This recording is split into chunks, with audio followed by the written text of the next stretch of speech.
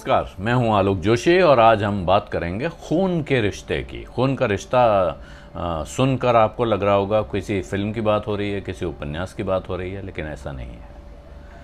कहते हैं blood is thicker than water, और खून का रिश्ता बहुत मजबूत रिश्ता होता है।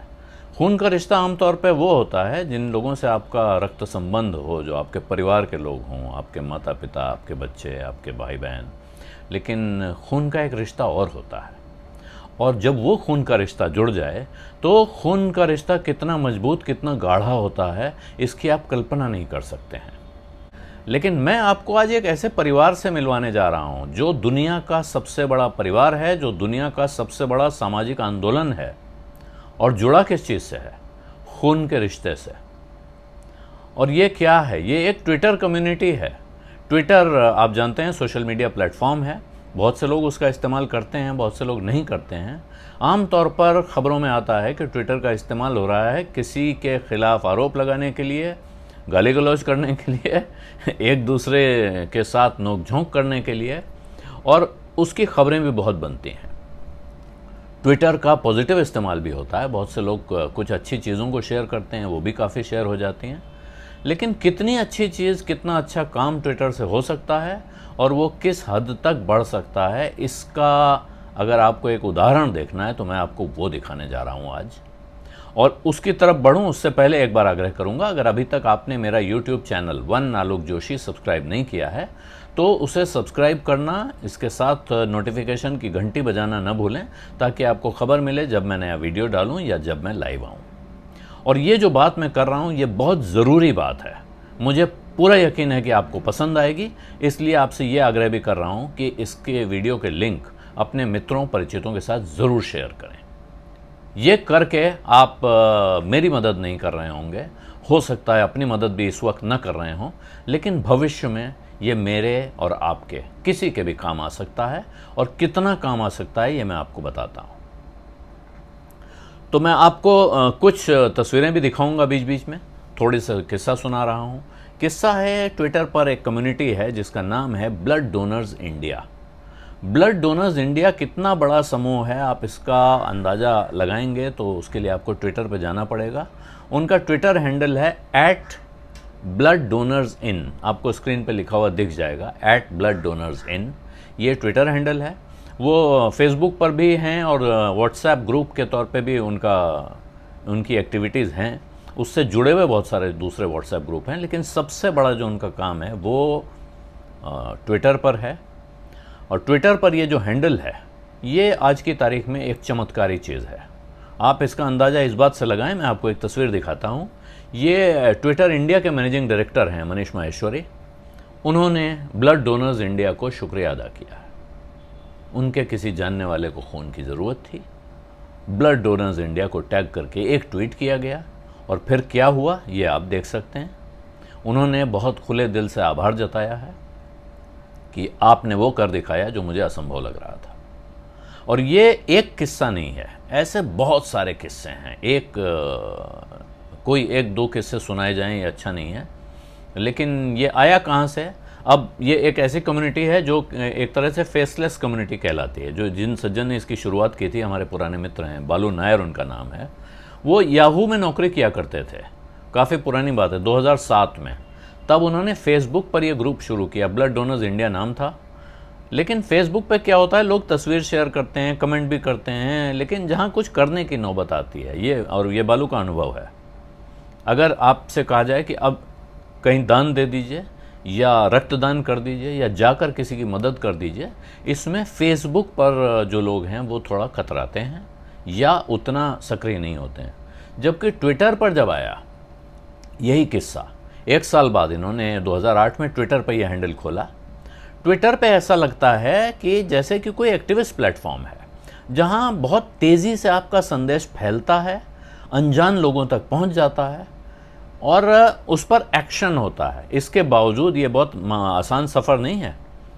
पहले 5000 फॉलोअर बनने में इस ग्रुप को @blood-donors-in नाम के हैंडल को 5000 फॉलोअर हुए 5 साल में। उसके बाद फिर 3 साल और थोड़ा धीरे धीरे चला, लेकिन 2015 के बाद अचानक इसकी स्पीड बढ़ गई और उसके जो नंबर ऑफ सब्सक्राइबर्स थे वो फॉलोअर्स 110 गुना हो गए। और उसके बाद से वो फिर 2 गुने हो चुके हैं। जहाँ तक मैंने जिस दिन बात की है उस दिन की बता रहा हूँ। आज का हैंडल अभी मैं आपके सामने रखता हूँ, आपको दिख जाएगा कि कितने लोग इस वक्त फॉलोअर हैं, तस्वीर में देख लीजिए। और ख़ास बात यह है कि बालू इसके लिए कोई प्रमोशन नहीं करते हैं, उन्होंने कोई मार्केटिंग नहीं की है।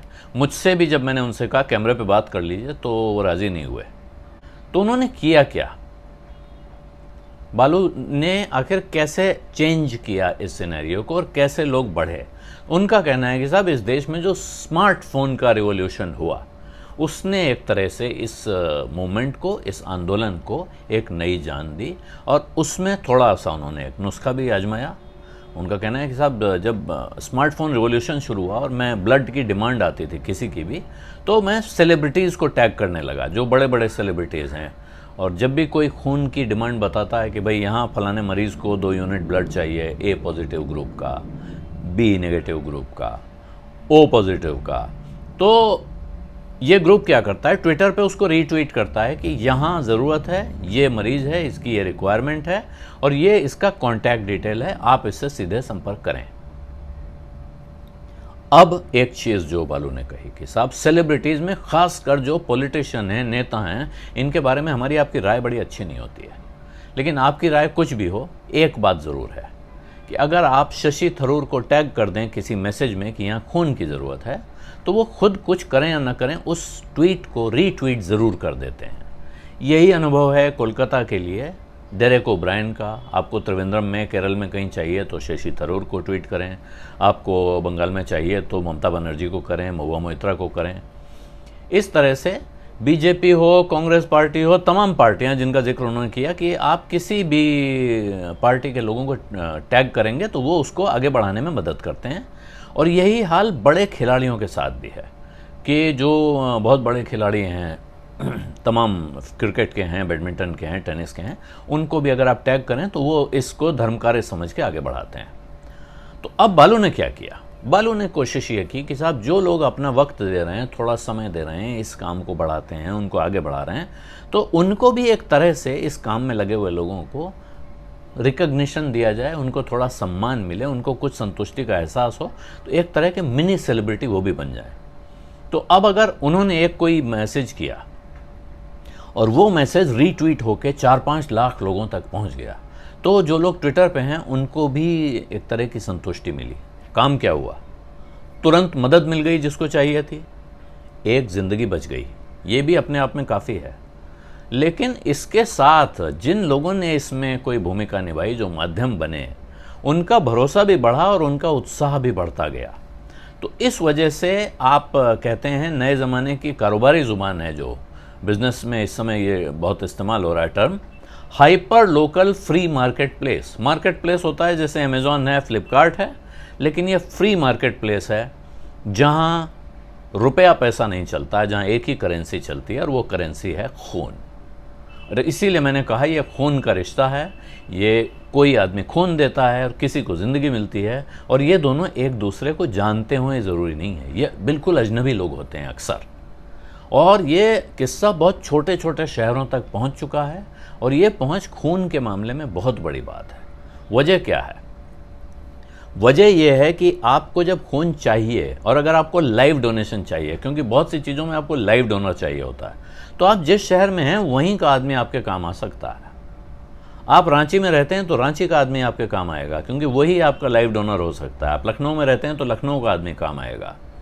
लेकिन मैं मुंबई में बैठा हूं, लखनऊ में किसी को खून की ज़रूरत है और मैं लखनऊ में किसी दूसरे आदमी तक उसका संदेश पहुंचाने में मदद कर सकता हूं कि ज़रूरतमंद लखनऊ में है, देने वाला लखनऊ में है। इन दोनों के बीच में पुल बनने का काम इस ग्रुप के ज़रिए बहुत सारे लोग कर रहे हैं और ये बहुत काम आ रहा है। और इसी काम को आगे बढ़ाते बढ़ाते ये जो ब्लड डोनर्स इंडिया नाम का ग्रुप है ट्विटर पर, ये अब दुनिया की सबसे बड़ी ऐसी कम्युनिटी है, जो मैंने अभी कहा था विश्व का सबसे बड़ा परिवार, जिसे many to many stranger community कहा जाता है। ये जहां बहुत सारे अनजान लोग एक साथ लगे होते हैं और किसी न किसी की मदद कर रहे होते हैं। पहले शुरू में कहते हैं हफ्ते में 1-2 रिक्वेस्ट आया करती थी।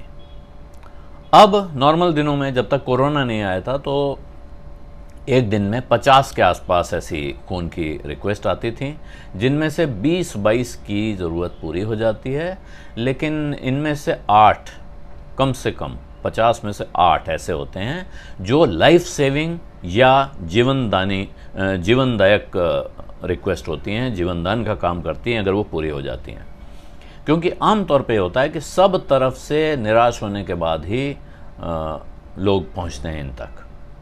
मई की खबर है, पुणे की खबर है, पुणे बड़ा शहर है, कि वहाँ एक इंसान की मौत हो गई क्योंकि उसको खून नहीं मिल पाया।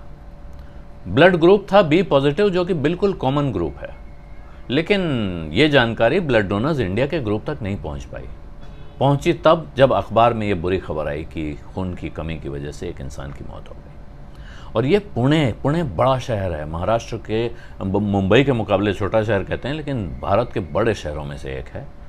तो जो लोग दूर दराज छोटे शहरों में, गांव में, कस्बों में हैं, उनका क्या होगा ये सोचिए। तो अभी भारत के तमाम हिस्सों में ये हाल हो रहा है, और कैसे चल रहा है सोचिए। अब यहाँ हम आप आसानी से सोच रहे हैं कि मुंबई में बैठे हैं और हमने ट्विटर से रिक्वेस्ट पूरी कर दी। विदेश में भी हो गया है, भारत के बाहर से 40,000 लोग जुड़े हुए हैं इनके साथ, और वो कह रहे हैं बहुत कुछ करते नहीं हैं, आमतौर पर जिसे गुडविल कहते हैं, सद्भावना है, या ठीक है कोई संदेश मिला तो आगे बढ़ा दिया। लेकिन अभी कुछ समय पहले दुबई से एक रिक्वेस्ट आई, और लगा कि भाई दुबई में हमारा कौन होगा, लेकिन उस मैसेज को भी रीट्वीट किया गया, तो दुबई में भी उस ज़रूरतमंद इंसान को 5 डोनर मिल गए। ख़ास बात ब्लड डोनर्स इंडिया की एक है, वो ये है कि ये किसी ब्लड डोनेशन कैंप में हिस्सा नहीं लेते हैं। ये आपको कभी नहीं कहते हैं कि अपना 2 महीने में, 3 महीने में जाकर एक बार रक्तदान कीजिए और किसी ब्लड बैंक में अपना खून जमा करवाइए।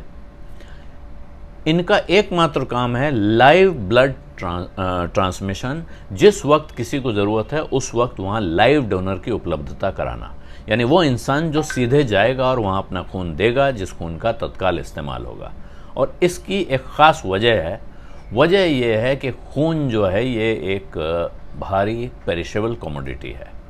खून बहुत दिनों तक रह नहीं सकता है, खून ख़राब हो जाता है, और यही वजह है कि आप खून को अगर ब्लड बैंक में दे देते हैं तो वहाँ ये फेंका जाता है। इतना ज़्यादा खून है कि वो 46 दिन खून की लाइफ है। आपने आज अगर खून दिया और अगले 45 दिन में वो किसी ज़रूरतमंद तक नहीं पहुंचा, तो फिर उसका कोई इस्तेमाल नहीं है, उसको फेंका जाएगा। तो तमाम ब्लड बैंक्स में बहुत सारा खून आखिर में फेंका जाता है। प्लाज्मा और जल्दी ख़राब हो जाता है। प्लाज्मा की आजकल कोरोना की वजह से बहुत ज़रूरत पड़ रही है। तो और छोटे शहरों में आपको अगर पता हो तो ये लाइव डोनर वाली जो कहानी है बड़ी ख़तरनाक है। वहाँ अभी की हालत मैं आपको बताऊं कि देश में खून की कमी का हाल क्या है, तो वो भी एक स्लाइड है, वो भी देख लें। और उसके साथ में देश में सालाना 30 लाख यूनिट खून की कमी पड़ती है, यानी ज़रूरतमंदों को वक्त पर खून नहीं मिलता। ऐसे 30 लाख यूनिट की ज़रूरत कम है। और छोटे मझोले शहरों में जाइए, कस्बों में जाइए, वहाँ एक तरह से बड़ा भारी एक खून देने के नाम पर खून चूसने का कारोबार चल रहा है। सूरत में, लखनऊ में, ऐसे शहरों में जाइए, वहाँ हर अस्पताल में किसी न किसी एजेंट के साथ अस्पताल कनेक्टेड है। अगर मरीज को खून चाहिए, आपको चाहिए, तो अस्पताल वाला आपको बताएगा कि साहब अस्पताल एजेंट को बता देगा। अस्पताल आपको नहीं कहेगा कि आप एजेंट के पास जाइए, क्योंकि आप ऐसे में अस्पताल की शिकायत कर सकते हैं। एजेंट आपसे संपर्क करेगा मरीज के अटेंडेंट से या परिवार वालों से, और कहेगा अच्छा आपको अगर खून चाहिए तो निकालिए, चलो 35,000 निकालो, 50,000 निकालो, मैं एक लाइव डोनर अरेंज कर दूंगा। अब जिसके घर में किसी की जान जा रही होगी, आप सोचिए वो हिसाब लगाएगा, वो कहेगा हाँ ठीक है लाओ भाई।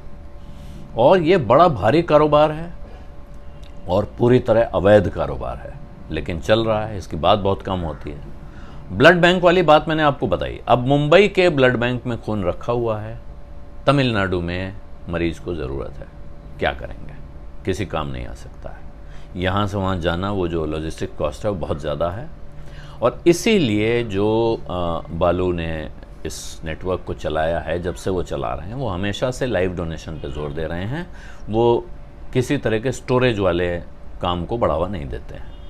अनेक संदेश आप देख सकते हैं जिनमें आपको पता चल रहा है कि कैसे कैसे लोग हैं जिनको इससे फ़ायदा हुआ और कैसी कैसी रिक्वेस्ट आती हैं। जैसे मेरी माँ का कल सुबह ऑपरेशन है, ए पॉजिटिव यूनिट 3 यूनिट के लिए डोनर चाहिए। सिर्फ ऐसे संदेश हैं जिन पर यहाँ एक्ट किया जाता है और किसी भी तरह के, जो मैंने आपको बताया कि कैसे उसके बाद वो आगे बढ़े हैं, आज वो जहाँ पहुँच गए हैं, वहाँ हाल ये हो गया है कि जो ट्विटर के हेड हैं, चीफ हैं, फाउंडर हैं, जैक डोर्सी, उन्होंने इसकी तारीफ़ की है और उन्होंने बहुत शानदार शब्दों में इसकी तारीफ़ की है। जैक डोर्सी कह रहे हैं this is the most powerful reason for anyone to join Twitter.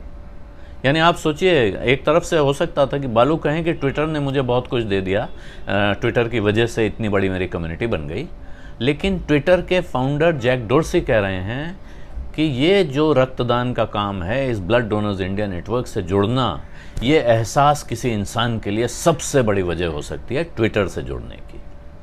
इतना बड़ा काम ये हो रहा है। और जो ट्विटर के चीफ मीडिया साइंटिस्ट हैं वो आए थे, उनसे इन्होंने बात की, तो वो आए, उन्होंने कहा कि मैं मिलना चाहता हूँ। उन्होंने ये बात बताई कि साहब ब्लड डोनर्स इंडिया, ये इंडिया का ग्रुप है लेकिन ये इस वक्त दुनिया की सबसे बड़ी कम्युनिटी है, खून का रिश्ता इतना मजबूत है। और मैं आपको बता सकता हूँ कई किस्से ऐसे हैं। अब मैं आपको किस्सा बताता हूँ। एक मुंबई में एक बहुत खासे बड़े उद्योगपति हैं, उनका लिवर ट्रांसप्लांट होना था। इसमें 20 डोनर लगते हैं, मतलब इतना। लिवर ट्रांसप्लांट एक बड़ा कॉम्प्लेक्स ऑपरेशन होता है, जो लोग आप जानते हो पता होगा। तो आप कितना भी पैसा खर्चा कर लीजिए, ए नेगेटिव ग्रुप के 20 डोनर एक साथ कहाँ से लाएंगे? वो खून बेचने वालों के नेटवर्क में आप जाएंगे, वो कह देते हैं नहीं साहब इतना नहीं हो पाएगा, 1-2 की बात हो तो ठीक है। तो अब आप परिवार से ही लाइए, परिवार में भी इतने लोग कहाँ से आएंगे? तो उनकी मांग इस नेटवर्क पर एक ट्वीट करने से बिना किसी पैसे के पूरी हो गई, उनको सारे डोनर मिल गए। और दूसरी तरफ झारखंड के हजारीबाग में एक गरीब मजदूर को खून की ज़रूरत थी, वो भी ऐसे ही पूरी हो गई। भिंड में एक गरीब इंसान के 2 जुड़वां बच्चे थे और उन दोनों को कैंसर हो गया। कैंसर अपने आप में ख़तरनाक बीमारी है। कहा गया कि साहब इसके लिए तो अब आपको एम्स जाना पड़ेगा। दिल्ली भेजा गया उनको, बड़ी मुश्किल से किसी तरह से जुगाड़ करके उसने खर्चा किया और अपना टिकट का इंतज़ाम किया। इलाज का, खून का इनका नहीं। दिल्ली आने के बाद एम्स के में उसके पास रहने की जगह नहीं थी, फुटपाथ पर रहता था, जो उन बच्चों का बाप है, सड़क पे है। वहाँ उसको कहा गया आप 20 डोनर लाइए। 20 डोनर कहाँ से आते हैं उसके पास? मैं ये इसलिए बता रहा हूँ कि ये किस्सा शुरू हुआ है कि स्मार्टफोन आगे बढ़ने से ये आगे बढ़ गया। वो गरीब आदमी जिसके पास खाने को पैसा नहीं है, जो फुटपाथ पे रह रहा है, वो तो स्मार्टफोन और ट्विटर भी नहीं जानता है। किसी वहाँ से गुजरने वाले इंसान ने उससे बात की, पूछा कि भाई क्या हुआ है, क्या चाहिए। मतलब बिल्कुल स्वाभाविक बात है कि वो बहुत दुखी भाव में बैठा होगा। उसने अपना किस्सा सुनाया। उस किस्से को सुनकर उस भाई ने ट्वीट किया कि ये एक गरीब आदमी है, इसको यहाँ 20 डोनर्स की ज़रूरत है। और इस नेटवर्क ने उस इंसान को, जिसके पास कोई सहारा नहीं था, कोई रास्ता नहीं था, ये उसकी ज़रूरत पूरी कर दी। अब आप समझिए एक और किस्सा है। श्रीनगर, कश्मीर में आपको पता ही होगा कि पिछले काफ़ी समय से, अब तो वहाँ इंटरनेट खुल गया है, लेकिन जिस दौरान इंटरनेट काम नहीं कर रहा था, उस समय भी कश्मीर में बहुत सारे लोगों को जिनको ज़रूरत थी खून की, और जो डोनर थे, इनको आपस में मिलवाने का काम इसी प्लेटफॉर्म ने किया है, ब्लड डोनर्स इंडिया ने। कैसे किया होगा? श्रीनगर से या कश्मीर के किसी और शहर से किसी ने दिल्ली फ़ोन किया, अपने किसी रिश्तेदार को बात की और कहा कि साहब ये आफत आ गई है और इसमें इतने खून की ज़रूरत है, कहाँ से लाएं समझ में नहीं आ रहा। उसने दिल्ली में, क्योंकि वो दिल्ली में बैठा है दूसरा आदमी, उसने खुद किया या उसके किसी जानने वाले ने उसे बताया कि साहब आप ऐसे ट्विटर पर ट्वीट कर दो। उसने ट्विटर पर ट्वीट किया। जिसने ट्वीट पढ़ने वाले बहुत सारे लोग हैं जिनका जानने वाला कोई कश्मीर में या उस शहर में, ज़िले में था जहां इनको ज़रूरत थी। उन्होंने अपने जानने वालों को बताया कि ऐसी ऐसी एक रिक्वायरमेंट आई है, अगर कहीं कोई आपके आस पड़ोस हो तो देखिए। और इस तरह वहाँ दो ज़रूरतमंद आपस में मिल गए। अब तमाम लोग ऐसे हैं जो इस नेटवर्क से जुड़े हुए हैं ट्विटर पर, लेकिन वो अपने छोटे छोटे व्हाट्सएप ग्रुप चलाते हैं। जैसे ही कोई डिमांड आती है, रिक्वायरमेंट आती है, वो उसको अपने व्हाट्सएप ग्रुप पे फैलाते हैं। और इस तरह अब ये जो ब्लड डोनर्स इंडिया है, ये एक तरह का एक मदर ग्रुप हो गया है। और ये जो मदर ग्रुप है, ये उन छोटे छोटे नेटवर्क्स के सहारे काम करता है। और ये एक तरह से आप जिसे मुन्ना भाई की ज़ुबान में कहें तो जादू की झप्पी वाला काम हो रहा है कि आपने सोचा, इधर आपने ट्वीट किया, उधर उसकी ज़रूरत पूरी हुई। और इसमें कौन लोग, अब देखिए, ब्लड डोनर्स इंडिया के हैंडल पर जाइए, आपको मिलेगा कि अश्विन रविचंद्रन जो मशहूर क्रिकेट खिलाड़ी हैं, उनके किसी जानने वाले को ज़रूरत थी, उन्होंने ब्लड डोनर्स इंडिया को टैग किया और उसके ज़रिए उनकी वो रिक्वायरमेंट पूरी हुई। ट्विटर के कंट्री हेड का मैं आपको बता चुका हूँ, भारत में उसके मैनेजिंग डायरेक्टर हैं। महाराष्ट्र के मुख्यमंत्री के पुत्र, शिवसेना के नेता, युवा सेना के अध्यक्ष आदित्य ठाकरे, उनको कोई खून की ज़रूरत थी, उन्होंने ब्लड डोनर्स इंडिया को टैग किया कि इसकी ज़रूरत है, और ब्लड डोनर्स इंडिया ने वो ज़रूरत पूरी की। वो ट्वीट आप देख सकते हैं। दिल्ली के नज़दीक गुरुग्राम की गुरुग्राम पुलिस को भी खून की ज़रूरत थी किसी को, उन्हें भी यही रास्ता सूझा, सबसे अच्छा तरीका है कि ब्लड डोनर्स इंडिया को टैग कर दीजिए। और सबसे बड़ा संकट अब क्या है, वो है जब से कोरोना फैला है उस समय से ये मुश्किल बढ़ गई है। ऐसे में एक तो ब्लड बैंक सूख गए हैं, ज़्यादातर जगह ब्लड बैंक, मैंने आपको बताया, जो पुराना स्टॉक था ख़त्म हो रहा है। कोई डोनर डोनेशन के लिए जाने की हिम्मत नहीं जुटा रहा है, बहुत मुश्किल हो रही है, क्योंकि लोग डरते हैं कि हम खून देने गए और वहाँ कहीं हमें कोरोना लग गया तो क्या करेंगे। इस वजह से जो पहले जो रिक्वेस्ट आती थी 50 के आसपास, इस वक्त कोरोना पीरियड में ये बढ़कर 250 तक पहुँच गई हैं रोज़ की रिक्वेस्ट, यानी ज़रूरत बढ़ती जा रही है। लेकिन ऐसे में ही वो लोग भी सामने आ रहे हैं जिनकी हिम्मत है, जो हौसला दिखाते हैं, कोरोना से ठीक हुए हैं, जून के महीने में ठीक हुए, जुलाई की शुरुआत में उन्होंने मैसेज भेज दिया कि साहब, और किसी की डिमांड नहीं थी, ज़रूरत नहीं थी, उन्होंने सीधे अपना मैसेज लिखा हुआ है कि मैं प्लाज्मा डोनेट करने के लिए उपलब्ध हूँ, मैं प्लाज्मा दे सकता हूँ। तो फिर उनसे पूछा गया, भाई आप प्लाज्मा क्यों देना चाहते हैं? उन्होंने बताया कि मैं कोरोना हुआ था मुझे, मैं ठीक हो गया हूँ, अब मुझे लगता है मेरे प्लाज्मा से किसी दूसरे कोरोना मरीज़ को मदद मिल सकती है। ऐसी बहुत सारी कहानियाँ हैं, अनगिनत किस्से हैं, सुनाते सुनाते शाम हो सकती है।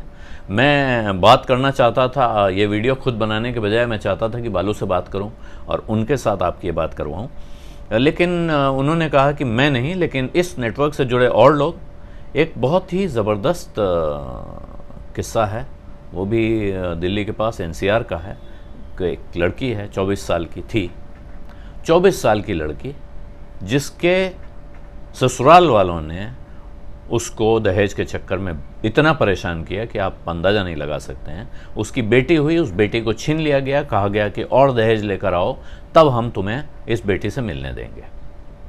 किसी तरह वो वहाँ से निकली। उसका भाई ब्लड डोनेशन एक्टिविस्ट था, इस नेटवर्क से जुड़ा हुआ था, उसने अपनी बहन को भी जुड़वाया, और वो उसको उस वक्त जो बच्ची को खून की ज़रूरत थी, वो खून की ज़रूरत तो पूरी हुई।